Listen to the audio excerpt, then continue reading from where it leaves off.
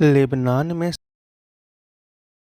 एक भयावह घटना घटी जब हिजबुल्लाह के सदस्यों द्वारा उपयोग किए जाने वाले हजारों पेजर्स में एक साथ विस्फोट हो गए।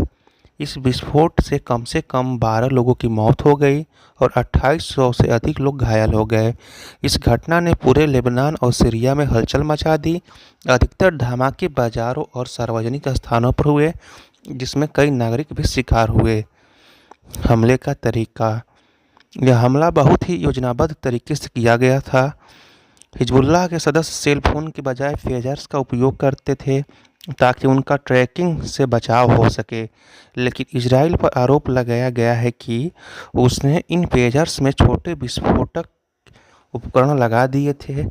यह पेजर्स 6 महीने से सामान्य रूप से काम कर रहे थे, जिससे कोई शक नहीं हुआ, लेकिन एक रेडियो सिग्नल से इसे एक साथ ट्रिगर कर दिया गया था, जिससे यह विस्फोट हुआ। हिजबुल्लाह ने अपने सदस्यों को मोबाइल फ़ोन का उपयोग करने से मना किया था, क्योंकि वे इसे ट्रैकिंग के लिए असुरक्षित मानते थे। इसलिए उन्होंने पेजर का उपयोग करना शुरू किया था, लेकिन यह नया पेजर ब्रांड जो हाल ही में उपयोग में लाया गया था, एक साजिश का हिस्सा निकला। ऐसा माना जा रहा है कि इन पेजर्स में छोटे विस्फोटक उपकरण लगाए गए थे, जो रेडियो सिग्नल के माध्यम से एक साथ सक्रिय किए गए। हिजबुल्लाह ने इस हमले के लिए इजराइल को जिम्मेदार ठहराया है, कहा है कि उन्हें इनका उचित जवाब दिया जाएगा। दूसरी ओर इजराइल ने इस पर कोई आधिकारिक टिप्पणी नहीं की है, लेकिन इस तरह की घटनाएं क्षेत्र में तनाव को और बढ़ा सकती है। हमले का अंजाम देने के लिए पेजर्स की सप्लाई चेन में छेड़छाड़ की गई थी। पेजर में पहले से मौजूद बैटरी और सर्किट का इस्तेमाल करके उसमें विस्फोटक सामग्री जोड़ी गई थी।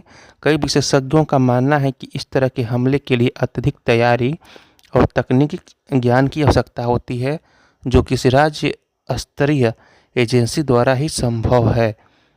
हिजबुल्लाह ने इस हमले के लिए सीधे तौर पर इजराइल को जिम्मेदार ठहराया और कहा कि यह हमला एक सुनियोजित साजिश का हिस्सा है।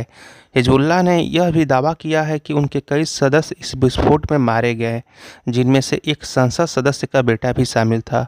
संगठन ने इजराइल को इसके लिए कठोर जवाब देने की धमकी दी है। अंतर्राष्ट्रीय प्रक्रिया: यह हमला न केवल लेबनान और सीरिया बल्कि पूरे मध्य पूर्व में तनाव बढ़ाने वाला साबित हो सकता है।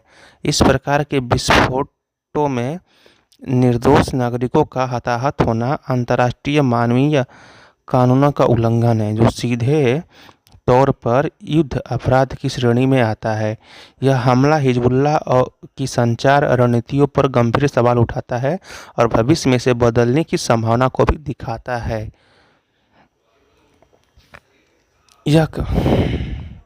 यह कहानी मध्य पूर्व के वर्तमान राजनीतिक माहौल को दर्शाती है, और जहां तकनीक और युद्ध की रणनीतियां एक नया मोड़ ले रही है।